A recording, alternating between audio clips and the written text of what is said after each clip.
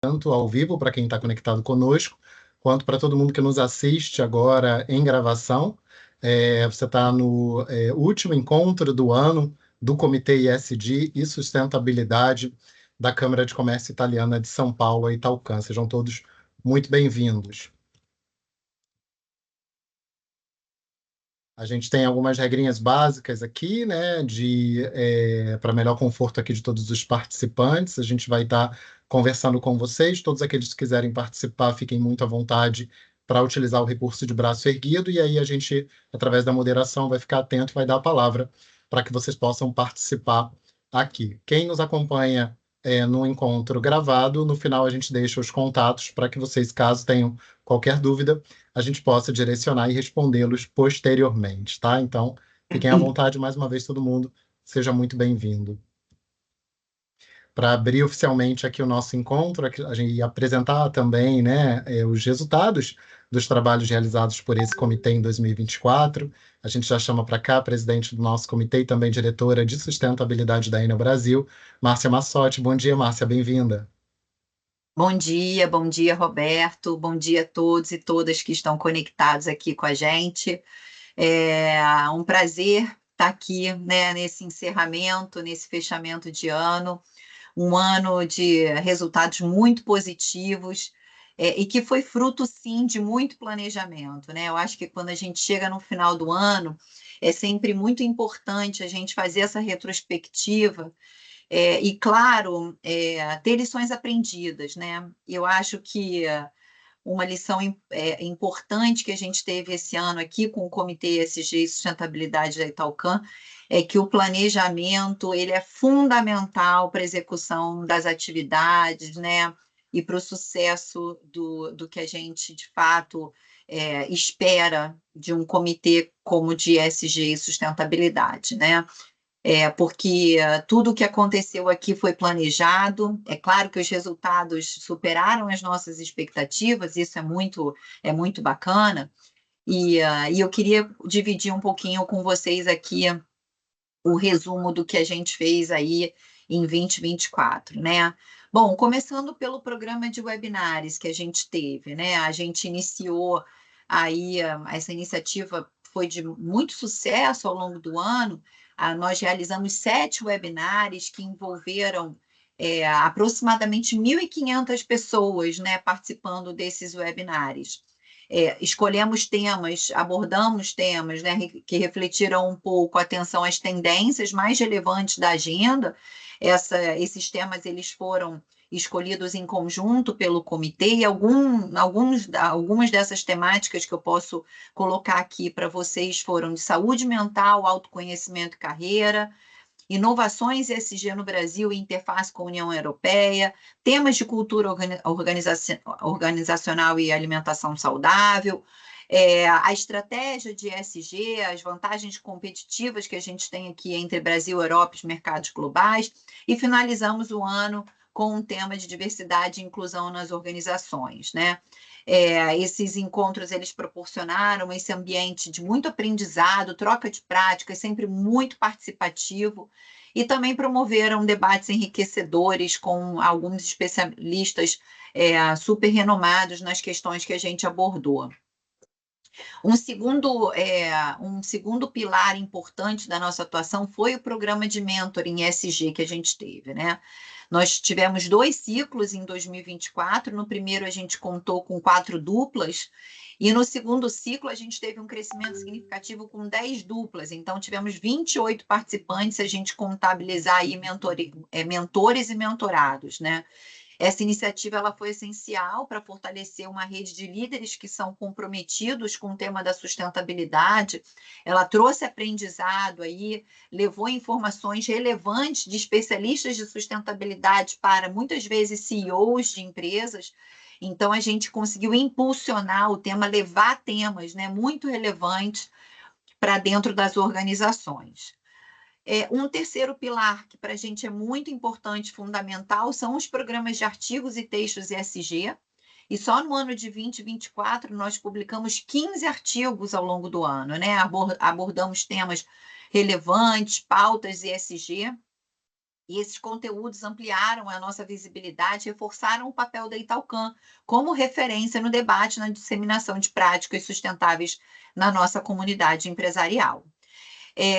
Como quarto e último pilar, né, as nossas reuniões estratégicas do comitê, para tudo isso acontecer, nós precisamos nos reunir, e foram mais de 50 reuniões estratégicas que aconteceram em 2024, mais de 213 participações, e são nessas reuniões, que a gente faz, né, todos os alinhamentos de ações, a gente discute as tendências, o que a gente acha importante levar para as organizações, para serem discutidos, né? Definimos as iniciativas estratégicas, né?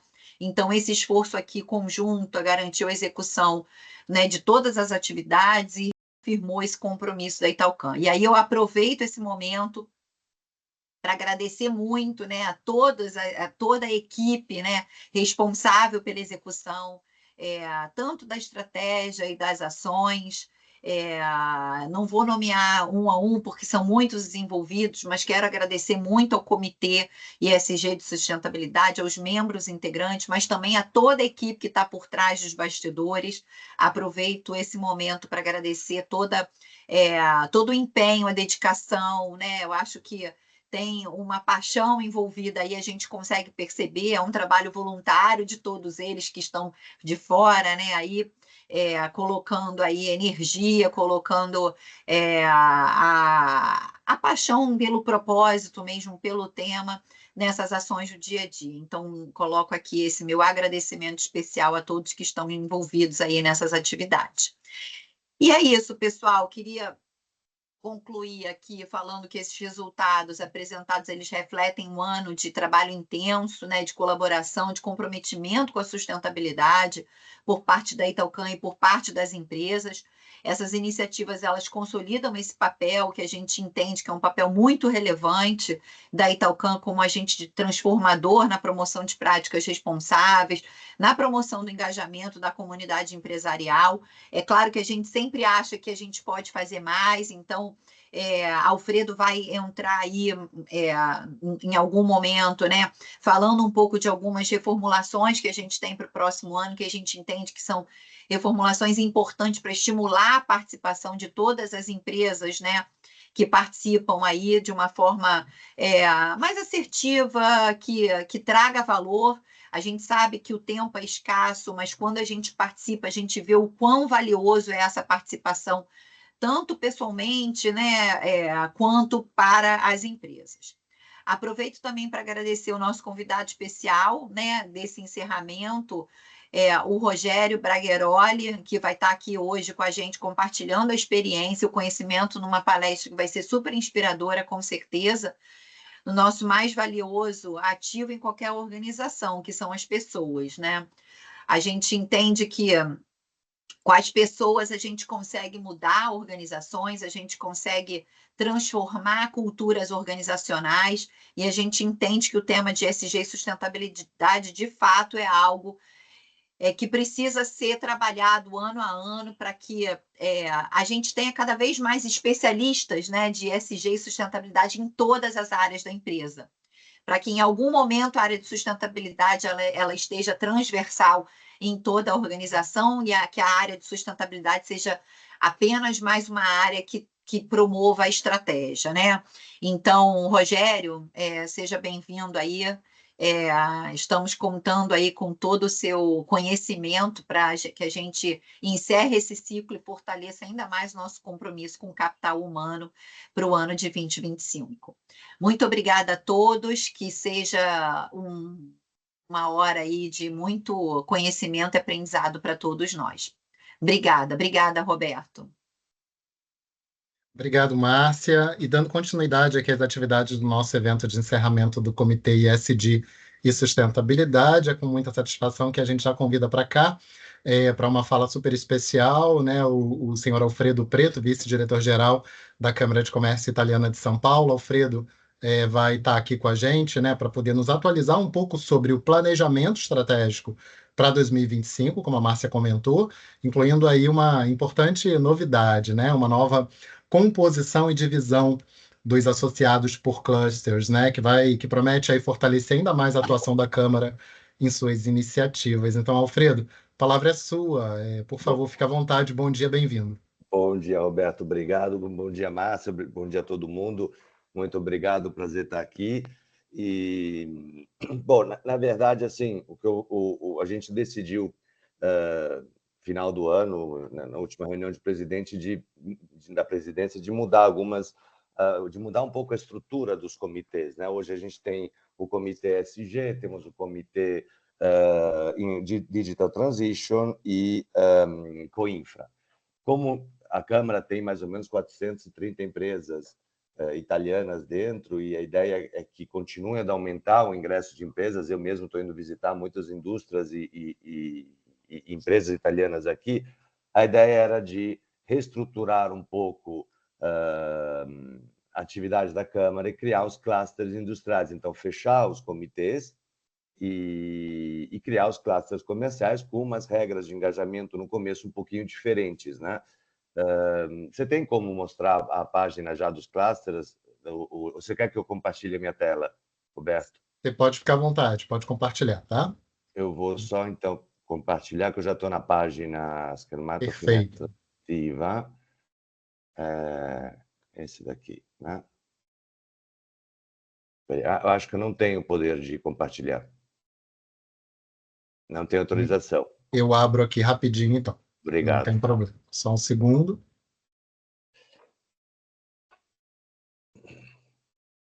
Se você não conseguiu, eu posso tentar compartilhar também.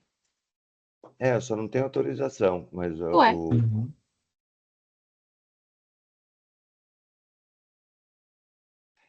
é uma apresentação só de 500 páginas, slide. Sim, já estou compartilhando aqui. Então, como nós temos... Bom, o tema ESG, na verdade, ele interessa a todas as empresas, bem ou mal, grandes, pequenas e profissionais. Mas tem, assim, tem alguns setores que a gente hoje, com a atividade, não cobre. Então, a gente decidiu, como eu falei antes, fechar os comitês, né? Ou mudar de nome, nesse caso do ESG, e eu acho que a página é depois, Roberto. E criar depois... essa daqui, e criar esses, por enquanto, 11 clusters, depois vai ter mais outro que a gente abrirá no final do ano que vem, que é o cluster para internacionalização, então todo mundo faz comércio exterior, todas as empresas que fazem comércio exterior ou que queiram, seja fazer investimentos na Itália ou no Brasil, seja fazer comércio com a Itália com o Brasil. Então, esse é um cluster bilateral. Tem o cluster de inovação e tecnologia, e que a gente vai desenvolver alguns projetos atualmente com o Parque Tecnológico São José dos Campos, com o Instituto Italiano de Tecnologia, que é um instituto de tecnologia aplicada italiano, aplicada para a indústria. Tem o cluster do setor industrial e manufacturing, né? Porque tem muitas empresas aqui que têm fábrica e produzem alguma coisa, então tem umas certas exigências específicas. Tem o cluster para sustentabilidade, economia circular e ESG, que é esse atual, que muda de nome, e o cluster do setor agroalimentar, moda e design, saúde e biotecnologia, né, que são empresas de farmacêuticas, medical device e cosmética dentro também. Tem o cluster de logística e infraestrutura, que é o atual com infra, né, mas ele vai também mudar de nome e de estrutura. Tem o cluster do setor financeiro e startup, e setor turístico e cultura, e o setor de energia, minerário e recursos naturais. Vamos tirar o limite das empresas de poderem participar só de 2 clusters. Então, a empresa, se tem a ver com a atividade dela, ela pode participar ou entrar nos clusters que ela quiser. E logicamente, por questão organizativa, a gente vai tirar no começo, e esperando de contar sempre com a colaboração depois do Roberto e da Márcia, que fazem um trabalho excepcional, a gente vai tirar temporariamente as diretorias, de forma tal que vamos centralizar as atividades, porque nós, como câmaras, temos uma visão de 360 graus, né, das oportunidades que ocorrem e das necessidades das empresas e dos associados.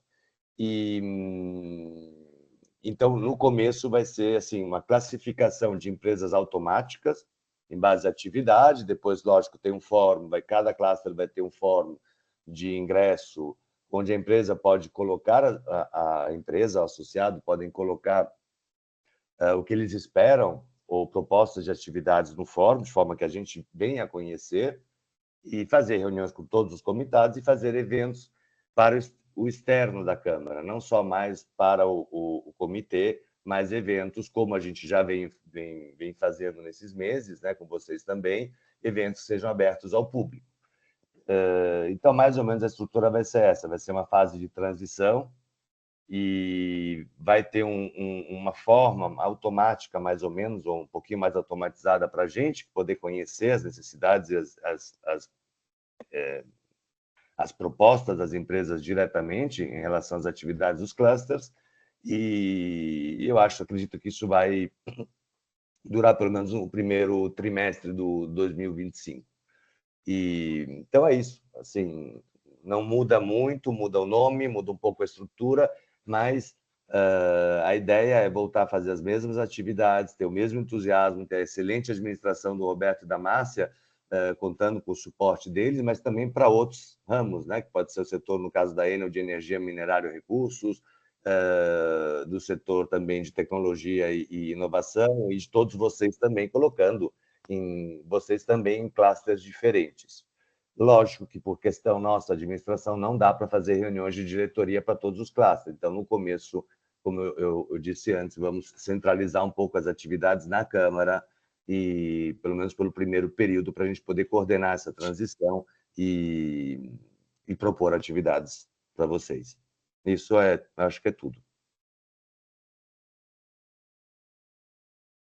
Se tiverem alguma pergunta. Perfeito. Não sei se alguém tem alguma pergunta para fazer, senão a gente pode seguir. Podemos seguir, então.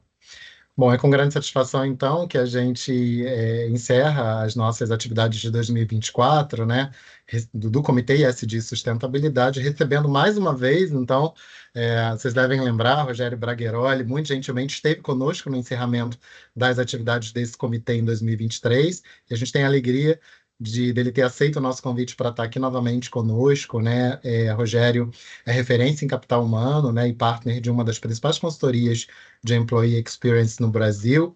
Então, nessa ocasião, Rogério, ele vai ter a oportunidade de estar aqui com a gente, nos apresentar o tema de alavancagem da experiência do colaborador alinhado ao conceito de ESG, né? Compartilhando a sua ampla experiência, tanto nacional quanto internacional, e trazendo alguns insights que a gente considera bastante valiosos aí, e que certamente vão inspirar e enriquecer a nossa comunidade. Rogério, privilégio ter você com a gente.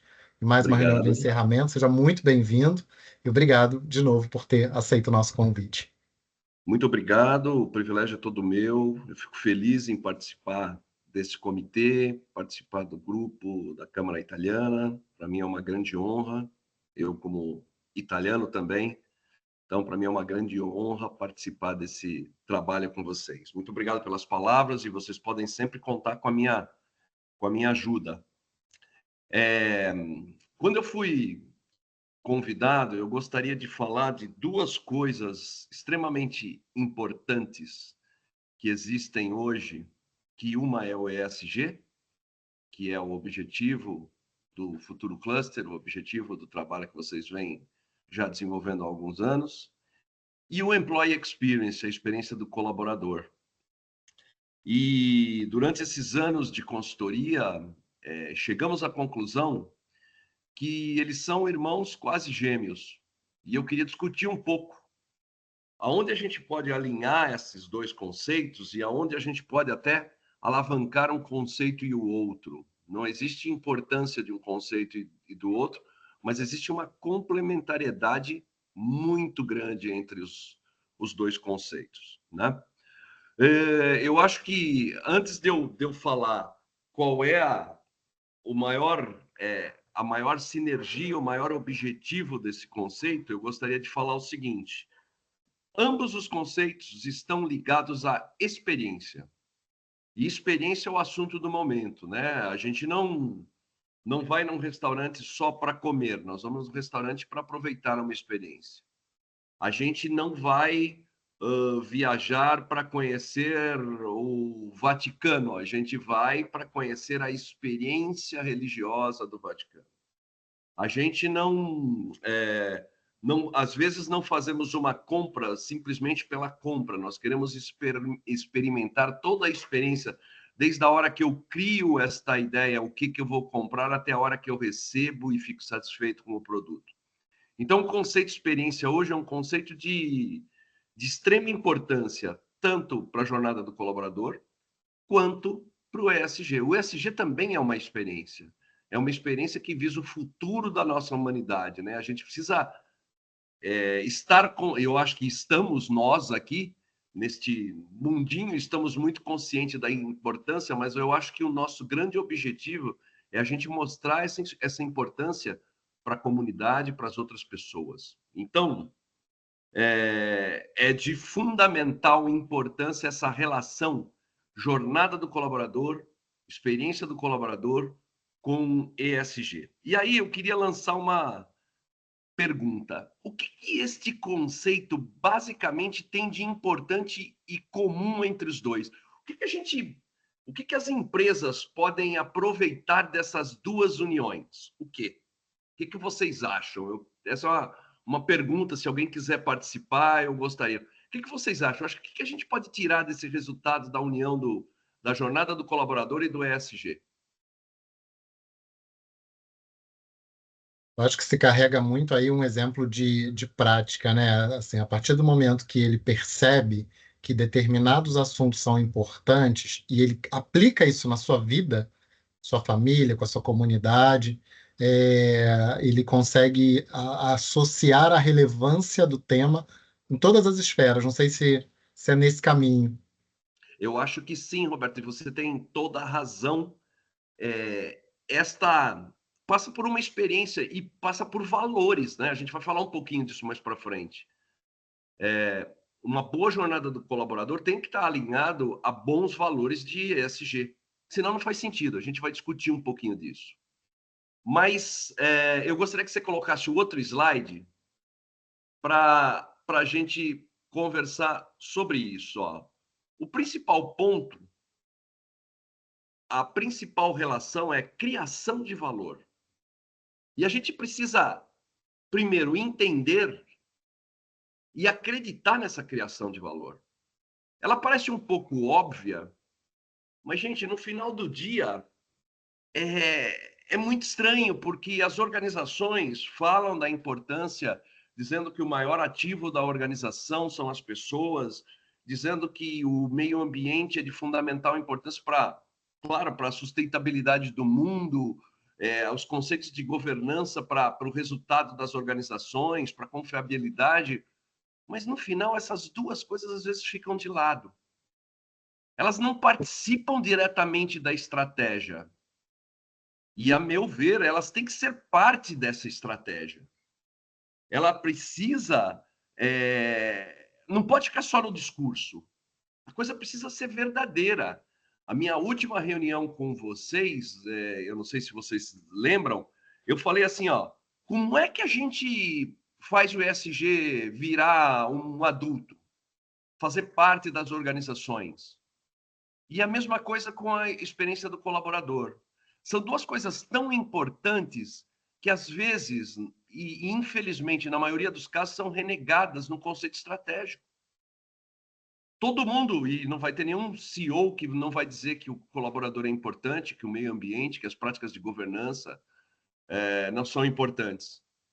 Mas, no final, elas fazem parte dessa estratégia. Eu gostaria que a gente pensasse e que a gente levasse para os nossos comitês a importância dessas duas coisas, porque isto gera valor tangível e intangível. Talvez o intangível até maior, né?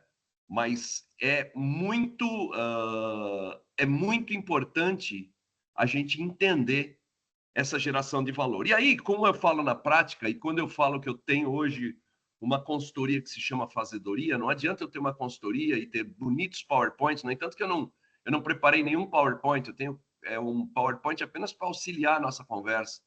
Eu acho que a gente precisa fazer e a gente precisa discutir, né?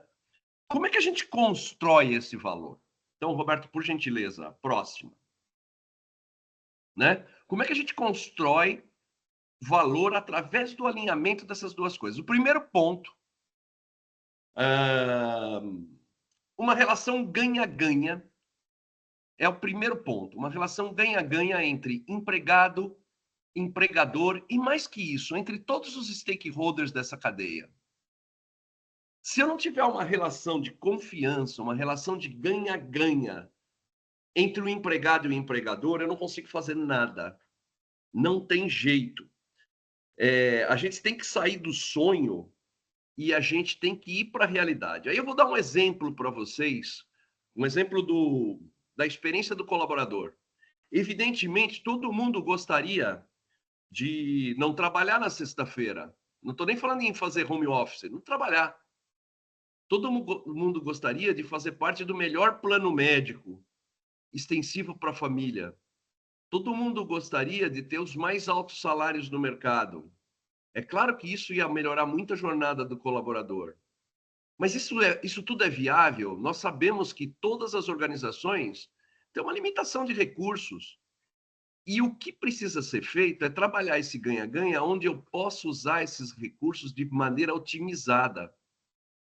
Onde o empregador possa utilizar os melhores recursos possíveis para dar a melhor satisfação às necessidades dos empregadores. Isso não é uma tarefa muito fácil. Isso envolve também muitas conversas corajosas, isso envolve muito relação interpessoal entre empregado e empregador, e no caso do ESG, entre os stakeholders, entre distribuidores, entre clientes, entre a comunidade, enfim. Tem que haver um ganha-ganha. Se não houver esse ganha-ganha, a gente não consegue fazer nada. Um exemplo prático, por isso que eu gosto de exemplos. O trabalho remoto. O trabalho remoto hoje ele é questionado em várias organizações, e eu entendo perfeitamente o questionamento da eficiência do trabalho remoto. Agora, a gente não pode deixar de entender que o trabalho remoto trouxe eficiência, trouxe qualidade de vida, trouxe economia de tempo e economia de energia. Isso também é ESG. Quantas pessoas, hoje a gente sabe que hoje, na segunda-feira e na sexta-feira, o trânsito aqui em São Paulo, e não deve ser diferente no Rio de Janeiro, ele é mais tranquilo. Por quê? Graças ao trabalho remoto. Exatamente. Não é? Sim. E isso, a gente nunca mediu, mas eu nunca vi, pelo menos, nenhum documento. Mas isso deve gerar uma economia de carbono absurda. E aqui mostra uma relação ganha-ganha, empregado e empregador, desde que tenha respeito e tenha uma mutualidade dos objetivos. Porque não adianta eu ficar em casa dormindo, tomando café e indo no supermercado. Eu tenho que ficar em casa trabalhando. Espera só um minutinho que eu estou com uma porta aberta aqui, está fazendo um barulho. Só um minuto. Sim. E é interessante o Rogério estar trazendo esse ponto, né? Porque só relembrando a construção Voltei. dos webinars, eu estou comentando aqui, Rogério, que é interessante você estar trazendo esse ponto, porque quando a gente construiu os webinars desse ano, o programa de webinars que a gente fez 7 conteúdos, a gente, através de um brainstorm que a gente realizou com os associados, a gente definiu pessoas como sendo o primeiro tema a ser tratado ao longo do calendário 24. Pois é. E o último tema a ser tratado, ou seja, a gente entende que esse ativo ele é fundamental para que tudo se sustente. Então, valorização de pessoas, saúde mental, até a própria alimentação das pessoas, né, que Vamos faz com que falar elas se sobre mantenham bem. Então, é interessante o que você está trazendo, porque linka um pouco com a estratégia que a gente adotou no comitê ao longo de 24.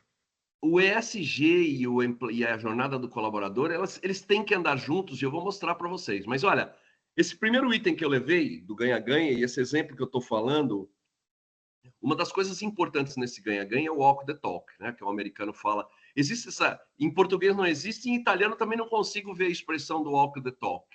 Né? É falar e fazer, certo? Então não tem. Eu acho que o walk the talk é a melhor expressão que eu consigo achar.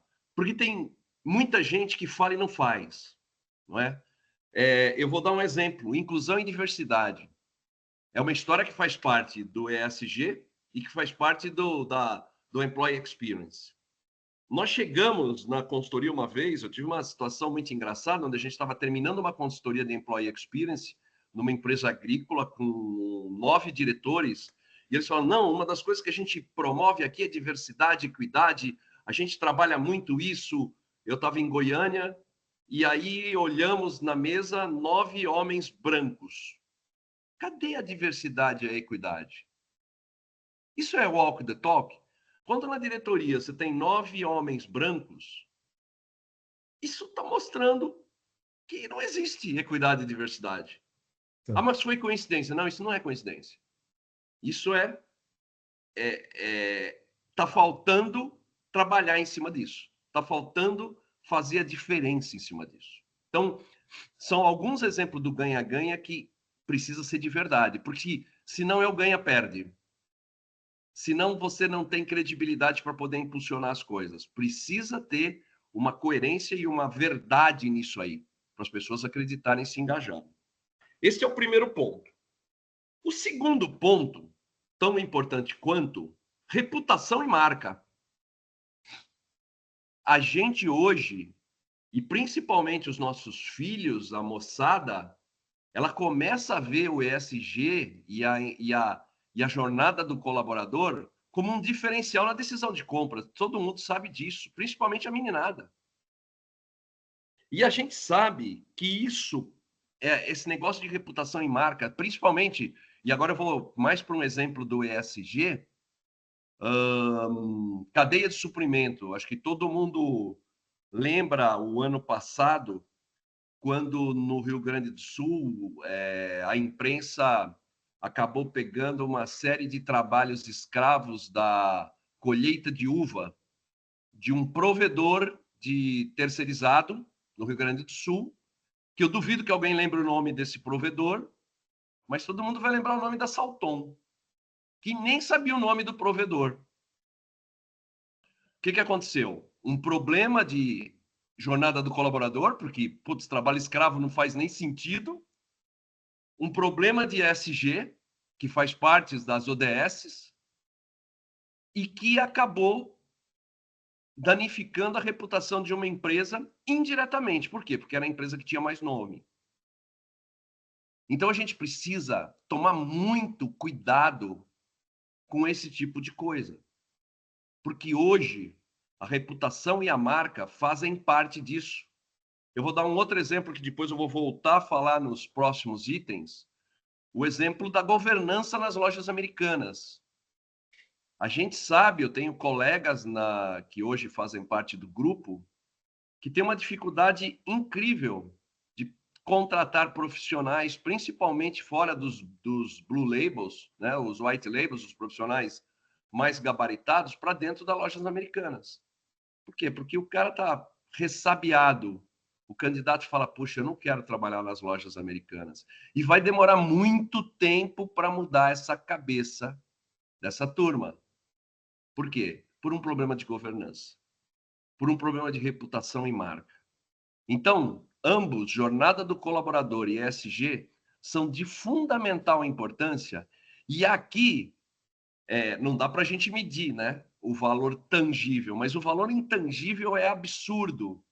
Quanto custa agora para limpar essa marca dessas duas empresas que eu estou mencionando o nome delas porque é de conhecimento público, não preciso... Quanto é que vai custar para limpar esse problema que as duas empresas passaram? E talvez por uma falha de ESG e de Employee Experience, não é? Vocês concordam comigo? Sim, sem Então, dúvida. Sabe que ontem, Rogério, eu estava lendo uma matéria, acabou de ser divulgado, né? Acho que poucos devem ter visto, que o Ministério Público no Rio de Janeiro fez um levantamento apontando situações que envolvem possível caso de trabalho escravo em fornecedores do Rock in Rio, olha só. que trabalhavam na construção ali né, da cidade do rock. Então, isso explodiu ontem. Então, você imagina, você está falando de reputação e marca, né? O Rock in Rio, ele tem em vários lugares do mundo. Vai cair na Globo e vai cair no Rock in Rio. Não Ele tem tem jeito. agora o The Town em São Paulo, que O The esse Town. ano que vem tem a segunda edição. Então, vocês vão ter que se desdobrar para poder mostrar e reverter essa situação. E Roberto, você sabe, eu tive o prazer de trabalhar com uma das grandes empresas de publicidade que trabalha no The Town e no Rock in Rio. Uhum. E é muito difícil contratar gente dentro da lei, porque o pessoal fica fazendo bico. Eu estou me colocando do outro lado da mesa agora, precisa se ter muito cuidado, porque eu vou fazer um bico de eletricista para ligar as coisas, e você precisa da coisa muito rápida, porque você precisa mudar um cenário de um dia para o outro. Não é uma tarefa muito fácil você seguir as normas de uma boa jornada do colaborador e uma norma de ESG. Este meu cliente no The Town, ele teve um problema, não foi no The Town, foi no Lollapalooza. Aham. Ele E teve um agora está com a problema. mesma administração, tá? O Lollapalooza, a partir desse ano, é administrado pela mesma direção do Rock in Rio, perdão. Este meu cliente teve um problema de uma das torres numa ventania que bateu há uns 2, 3 anos, ela caiu nas pernas de um menino. Sim. Você não sabe a dor de cabeça que deu isso daí, cara.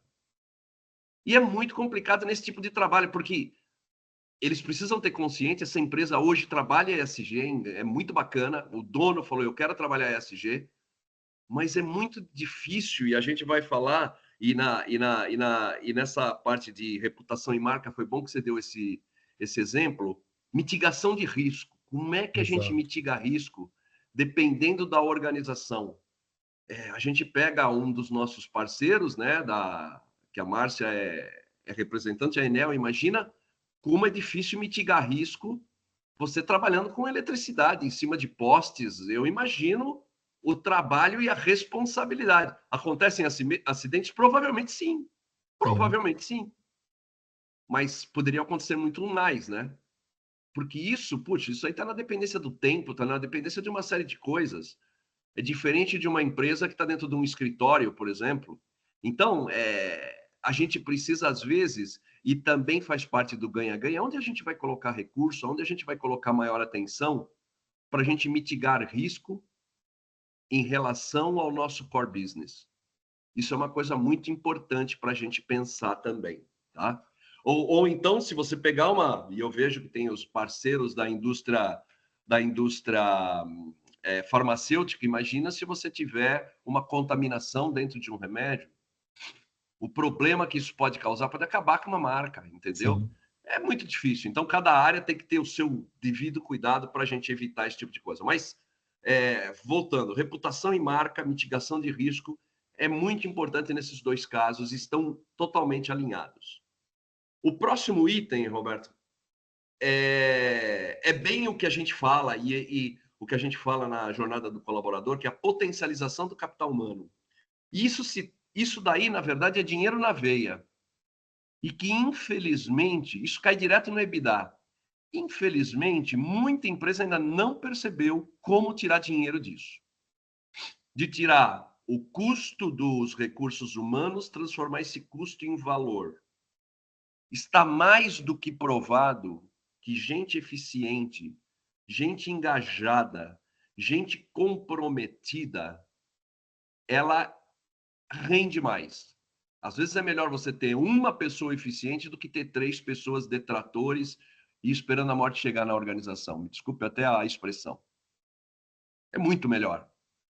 Só que a gente não para tomar essa decisão, porque às vezes essa decisão é difícil. E quando a gente fala das ODSs, o Employee Experience está ligado às 17 ODSs, eu não tenho dúvida nenhuma disso. Mas principalmente a 3, né? Saúde e bem-estar. A gente precisa achar recursos para que a gente consiga melhorar a saúde e o bem-estar dos nossos colaboradores, né?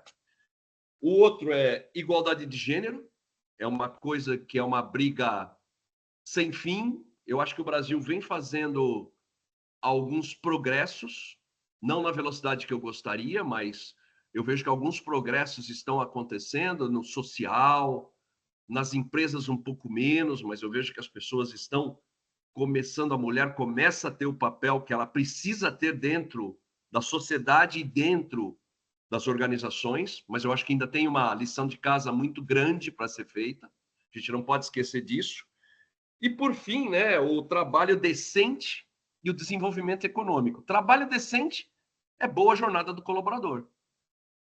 Trabalho decente leva diretamente à potencialização do capital humano. Gente que trabalha triste não é efetiva. Isso é óbvio. Mas a gente não consegue entender isso. E aí, como é que a gente impulsiona esse tipo de coisa, tanto no ESG e quanto na jornada do colaborador? Através do treinamento de competências essenciais comum às duas áreas. Se eu for bem treinado e se eu tiver um ambiente dentro da minha organização de inovação, eu certamente vou estar mais engajado, mais motivado e vou ter um ambiente propício à melhoria de ESG. Se eu tiver um ambiente aberto de ótima comunicação, a mesma coisa. Se eu tiver um ambiente que me proporcione flexibilidade, a mesma coisa. Porque eu sei que ainda existem empresas. Uma vez eu fui visitar uma multinacional, e eu não posso mencionar o nome, e eu falei, poxa, você tem, e eu estava falando de experiência do colaborador, mas essa bem ligada a ESG.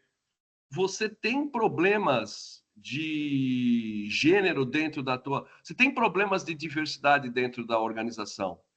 Aí o diretor, o vice-presidente de RH falou para mim, não tenho. Aí eu falei, puxa vida, como não tenho? Nós somos amigos, eu te conheço, como é que não tem? Ele falou, não, eu não tenho diversidade. Brincando.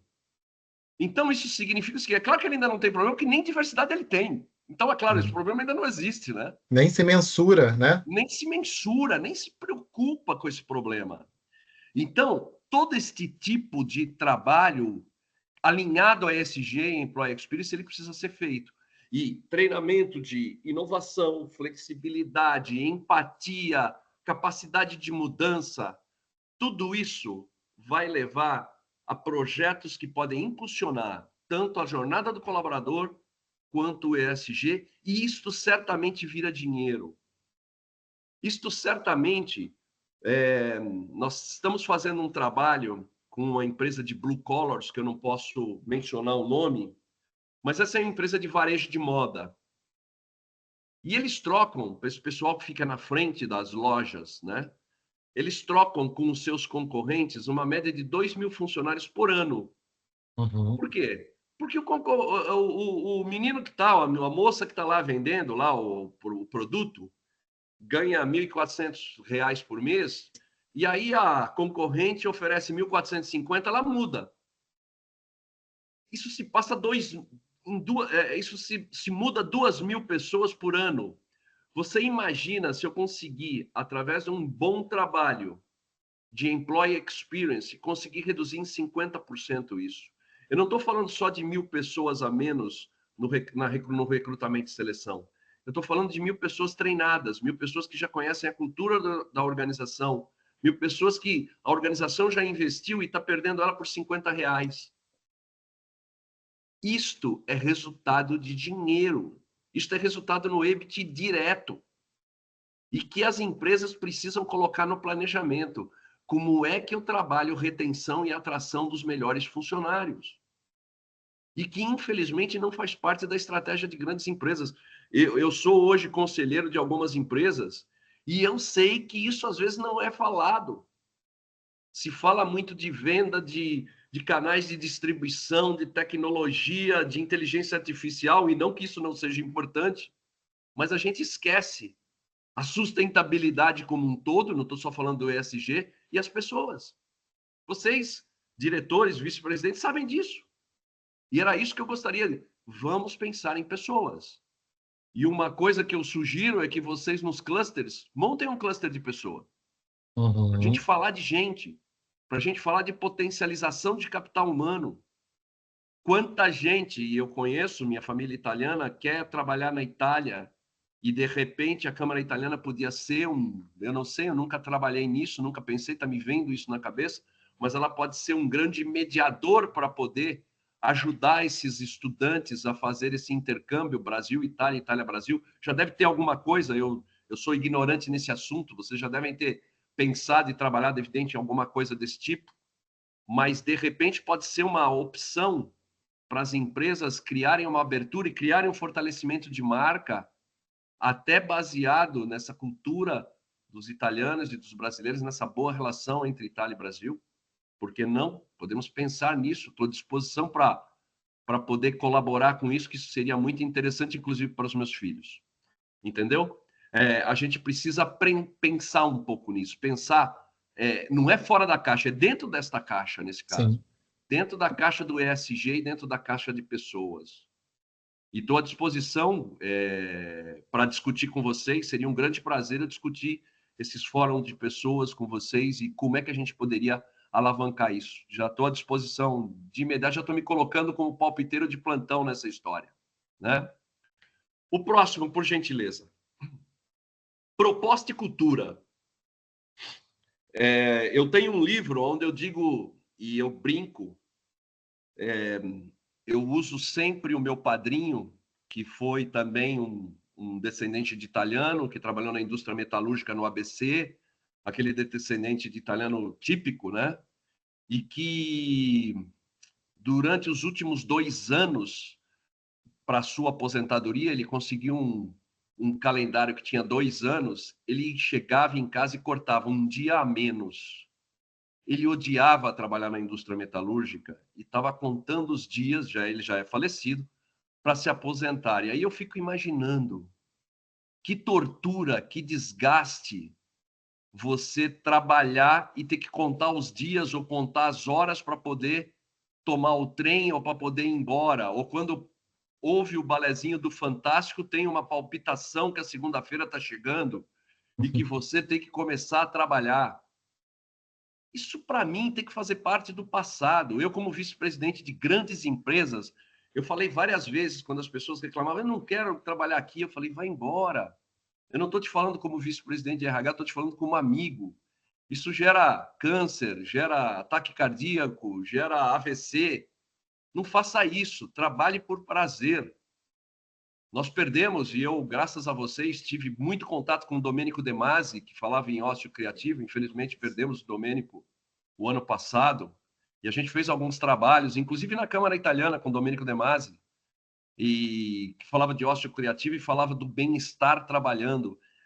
Aquele conceito antigo, e eu tive também uma discussão ferrenha e fechei relações com o Papa de Employee Experience no mundo, porque eu falei que ele era romântico, e porque ele fala, não, nós temos que ter equilíbrio entre trabalho e lazer, trabalho e vida pessoal. Isso não existe mais.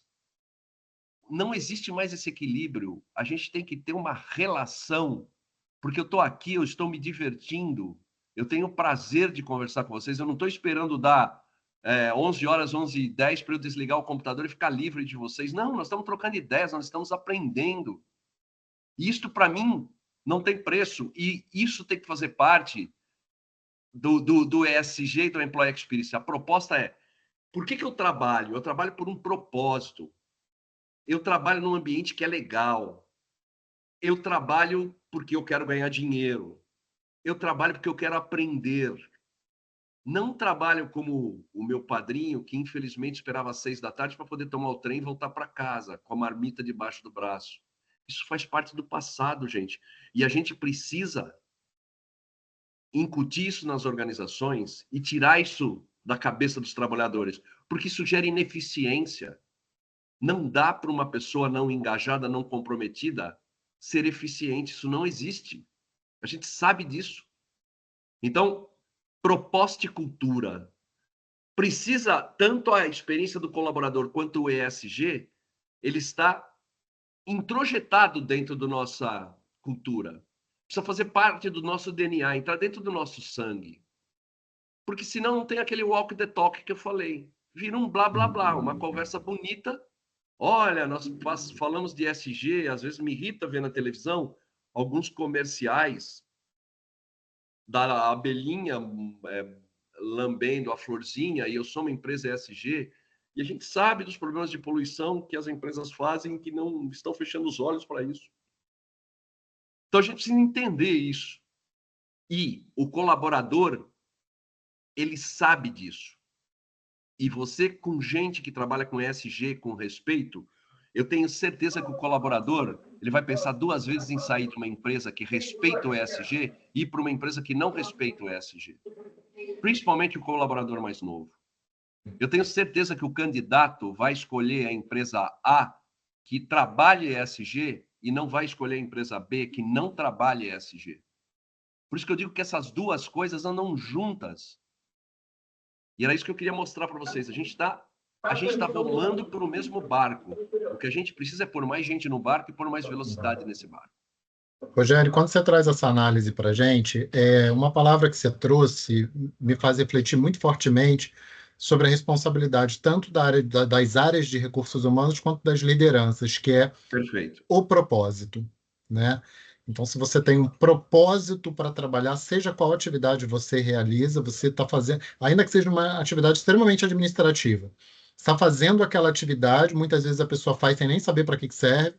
Eu acho que é papel de cada liderança identificar ou guiar este colaborador de que aquele tijolinho, muitas vezes sem sentido que ele está construindo, faz parte de um propósito maior. É mais ou menos um Sem pouco dúvida nenhuma, Roberto. É dessa. isso mesmo. Isso não é uma tarefa fácil. Sim. Isso é Cultura, tarefa que né? tem que ser up-down, tem que vir da liderança. A liderança precisa acreditar no ESG e no Employee Experience. Senão a coisa fica no bate-papo. Sim. Né? Precisa ser feito isso. Um exemplo de Rogério, propósito. Pois não? me desculpa interromper, que queria perguntar uma coisa que você falou antes do ponto fundamental da diversidade, da inclusão, do conceito de diversidade e inclusão dentro das empresas e do teu amigo, do teu conhecido que entre aspas, brincou que não tem diversidade, não tenho problema porque não tenho diversidade. Mas você sugere o quê? Que existem, então, que também as empresas privadas tenham cotas? Porque eu estou pensando efetivamente, você falou, aqui tem 9 diretores todos brancos. Eu, a próxima vez que vou promover um diretor ou contratar um diretor, vou ter que selecionar um diretor negro, um diretor... Como é que você sugere Essa é uma esse processo? discussão. Essa é uma discussão. Eu, como professor e dentro da USP, já discuti muito isso quanto ao problema de cotas. Então, eu vou dividir isso em duas partes. Eu vou falar dos estudantes. Eu já fui completamente contra cotas. E depois que eu trabalhei a diversidade, eu fui responsável Latam e depois fiz parte do Comitê Global de Diversidade de uma das 20 maiores empresas do mundo, eu comecei a entender que diversidade era necessário. E sabe quando eu comecei? O dia que eu recebi uma pessoa trans dentro da minha empresa, e essa pessoa trans, para mim, no meio de 400, 500 pessoas, falava assim, Rogério, sinceramente, você me contrataria? E ela estava toda modificada, e eu relutei, porque eu não sabia se sim ou não. E aí ela começou a me falar, você está vendo por que o travesti ele vai para a rua fazer prostituição? É por causa disto.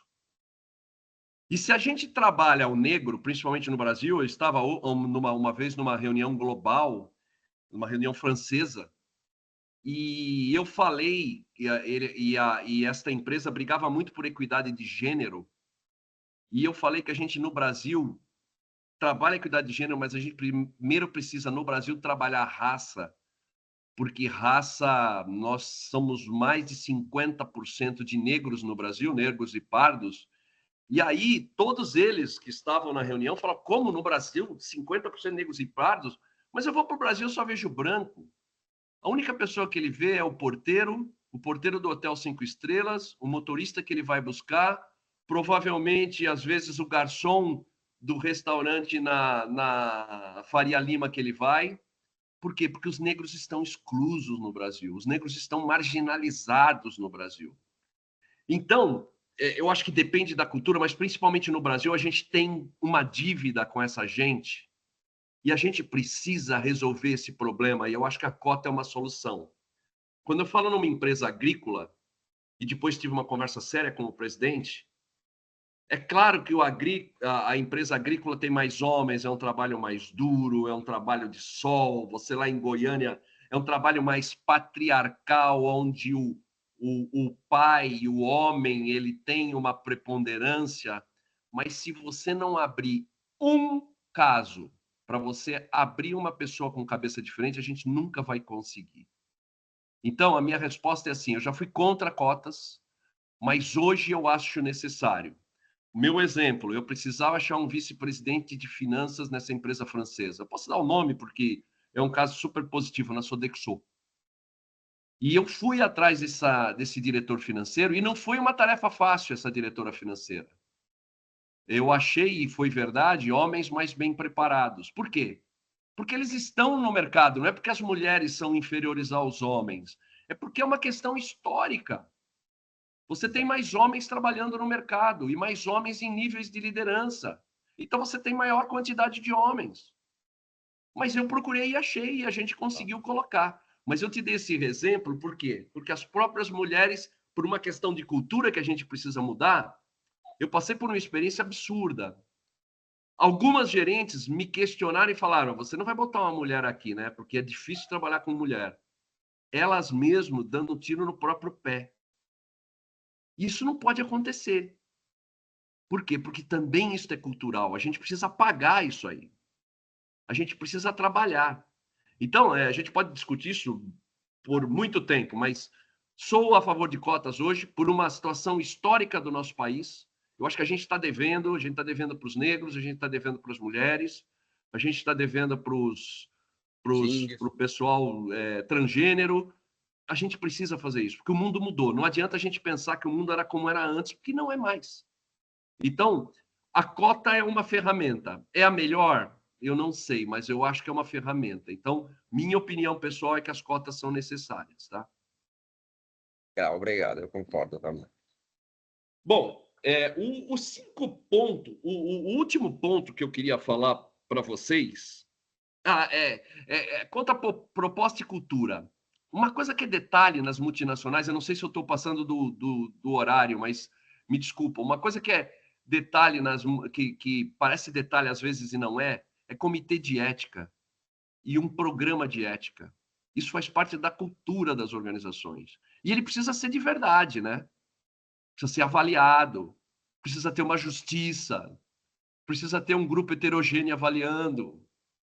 E isso faz parte do ESG e isso faz parte do Employee Experience. A gente precisa levar isso em consideração. E, por último, é o desenvolvimento das jornadas. O que eu posso dizer para vocês nada acontece de um dia para a noite. Suponha que eu tivesse o maior poder de persuasão do mundo e falasse assim: gente, eu consegui convencer vocês e agora vai. Não é assim. As coisas não saem do 0 e vão para o 100 de uma hora para outra. Os dois casos são uma jornada. E essa jornada precisa começar e ela não pode terminar. E a gente não chega numa maratona se a gente não correr o primeiro quilômetro. A gente precisa levar isto a sério. E eu, hoje, que estou fora da vida corporativa, mas que estou dentro das consultorias em empresas, que estou em comitês de organizações, a todo momento eu insisto nesses dois assuntos. Porque esses dois assuntos não é moda, isso é necessidade, isso dentro do conceito capitalista, que também sou economista, né? Eu acabei sendo generalista, eu fui engenheiro, trabalhei dentro da organização e também sou economista. Isso gera dinheiro. Isso é importante para qualquer organização. Isso tem que fazer parte do plano estratégico de qualquer organização. Eu não consigo entender por que a gente deixa isso de lado, por que a gente procrastina isso aí. Pessoal, falei até demais. Eu queria dar este recado para vocês, queria mostrar e queria me colocar à disposição de bater papo, de conversar a respeito desse assunto. Eu adoro o Brasil, adoro a Itália, adoro vocês na Câmara. Estou à disposição para fazer parte de algum conselho, de algum grupo, para a gente discutir esses dois assuntos, principalmente o assunto de pessoas, porque no final do dia, de verdade, o que faz a diferença entre a empresa de vocês e os concorrentes são as pessoas. Era essa mensagem que eu queria deixar para vocês. Rogério, a gente quer te agradecer muito mais uma vez você estar aqui conectado com a gente. Esse encontro ele está gravado e a gente está com nossos associados acessando esse conteúdo através dos nossos canais de comunicação. E tem aqui o seu contato, né, para que todos fiquem muito à vontade aí para acessar o Rogério Bragheroli, que sem dúvida vai poder conversar, esclarecer e continuar esse papo aí com todos os senhores aqui que nos assistem através desse conteúdo gravado. Fica o nosso enorme agradecimento, mais um ano tê-lo conosco para a gente é uma enorme satisfação. E eu devolvo a palavra agora para o nosso, um dos nossos diretores do Comitê ESG e Sustentabilidade, Filipe, para uma mensagem aí de encerramento das atividades do ano. Obrigado, Bragueroli e Filipa, com você. Ciao, Rogério, de novo, realmente muito legal. Como você acabou de falar, podíamos continuar conversando, discutindo por muito tempo. Desculpe, Riquita. Mas eu desejo um bom ano, um bom Natal a tutti, um ótimo começo de 2025.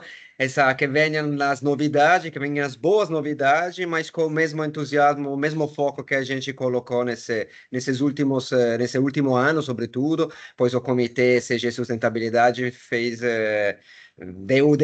cresceu muito nesse último ano, cresceu em participação, na diretoria, nos conteúdos na potência também que tem de poder, como dizer, influenciar um pouquinho, endereçar um pouco mais as nossas pautas e nossos pensamentos relativamente ao nosso business core que cada empresa tem. Então, realmente, muito obrigado. Agradeço muitíssimo a Luana e todo mundo da Italcama, que foi incrível. Os outros diretores, a Ana Carolina Meirelles, que não está conosco, que não teve hoje, o José Figueira e o José Carlos Figueira, desculpem, e obviamente a Márcia Massotti e o Roberto, que foi um prazer. E nos vemos nos próximos clusters que a gente vai fazer ainda melhor em 2025. Obrigado a todos. Obrigado, um bom Obrigado. Natal a todos. Feliz Bom Natal a Natal. todos, feliz ano novo. Obrigada. Tchau, tchau. Tchau, tchau. Até logo. Até logo, Até logo. signori. Ciao, ciao, a presto.